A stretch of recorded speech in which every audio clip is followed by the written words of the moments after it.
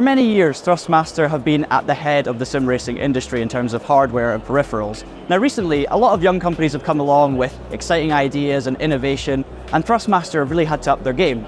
But a new era begins right now. Thrustmaster will soon be launching a collection of new products and innovations. And first up, so the new range of Thrustmaster pedals is the Raceline range, and this of course is the LTE, which is the first product that's coming on sale. Just the two pedals at the moment, so you've got a brake and an accelerator. No load cell, but that will be coming in the future with a 3-pedal set with the upgrade kit, which is obviously going to add that sort of stuff. It's going to change the base plate and everything. We obviously don't have that much information about those particular products yet, but what we do have is a cheap entry-level pedals. I mean, these are going to cost less than €100, so if you're trying to get into sim racing, you want something modern and high quality, these are going to be a good place to start. I've already had a drive with them, they feel nice. Obviously without the load cell, they're not going to compare to the high-end pedals, but that's not what you need. You just need something that has a little bit of braking resistance and is enjoyable to use, and they've given me a very good first impression.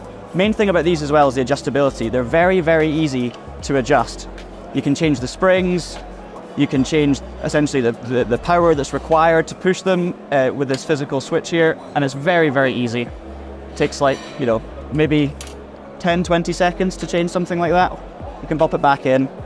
Similar sort of system to what we've seen before on the likes of the Fanatec CSL Elite V2s, but it's slightly less stiff, so I think it's actually slightly easier to change it on these. So these will be released at some point this year. The pricing is still to be confirmed, but we know it's going to be fairly affordable. You do also get a couple of spring options with it, so you've got a couple of these softer springs and you also get a stiffer spring, which allows for some customization. They're also going to be moddable essentially. Just by the basic construction, it allows people to kind of do what they want with the springs and stuff, which is always really nice.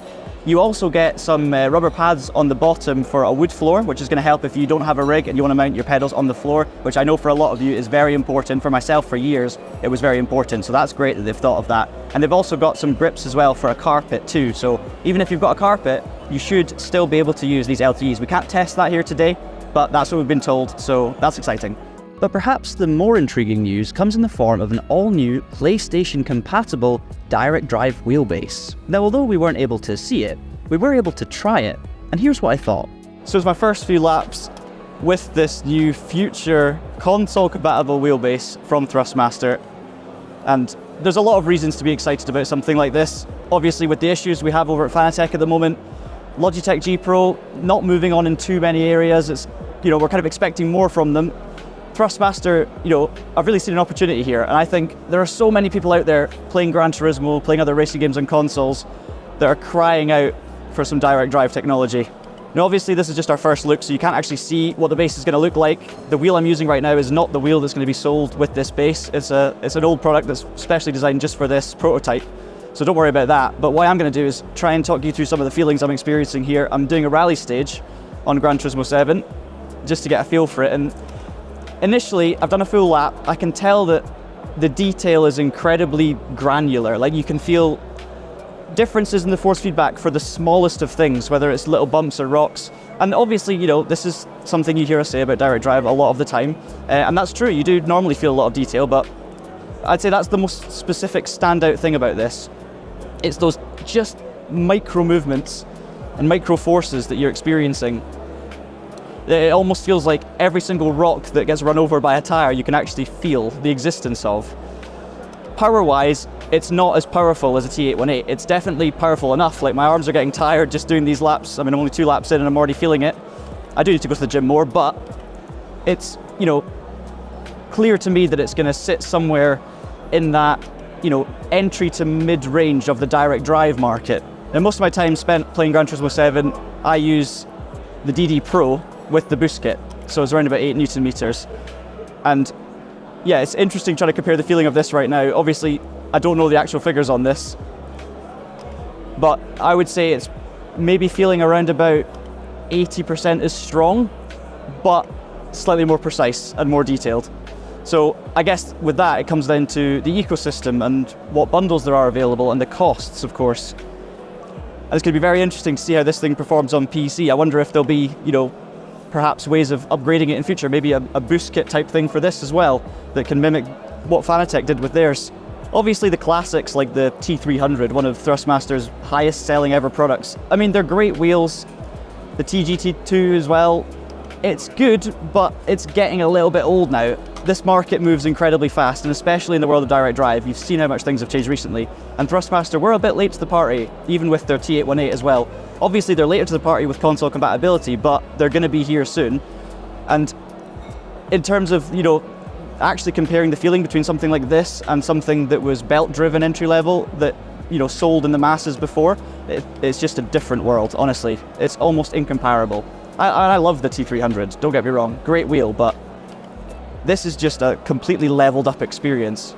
It's interesting as well that the characteristic that's standing out to me the most is the same characteristic that stood out to me the most when first testing the T598 and when continuing to use that wheel. Just the level of fidelity in the detail rather than the outright power. There are more powerful wheelbases out there than that, and I'm sure there are than this as well, but it's just, there's something special in this.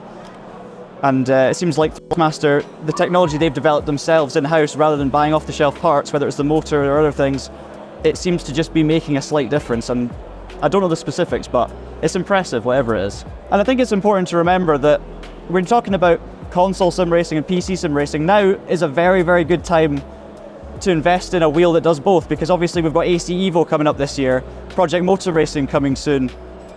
Assetto Corsa Competizione is on console, obviously Gran Turismo 7 continues to be updated. There's lots and lots of games that are across both titles, across both console and PC of course.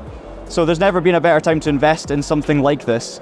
So one thing I'm really noticing already with this is the smoothness of the rotation. So when you're driving along the straights, when you're going into the corners, you can still feel those little bits of granular detail, the same as I found on console, which isn't necessarily a surprise at all. And the road bumps, I could feel just these little taps of force almost every time you go over a certain bump, so that fully immerses you. But it's also just the smoothness of it all. Like, there's absolutely no crunchiness in any of this. It's like, even though the detail's there, it's very clean detail, which is obviously good. Running over some curbs, bit of vibration there, nothing too powerful at the moment with how this is set. Don't know if that's to do with the overall power, but then that curb there, slightly more aggressive curb at the Hungaroring, suddenly I got lots and lots of detail. So clearly there's a range there, depending on exactly what type of surface you're running over, and it's very noticeable. So high levels of data coming across, which is always good. Just trying to get the car to understeer, oversteer. Obviously a lot of the feeling depends on the game you're playing as well, and yeah, the understeer feels quite numb, which is probably what it should feel, to be fair. I can try and oversteer the car.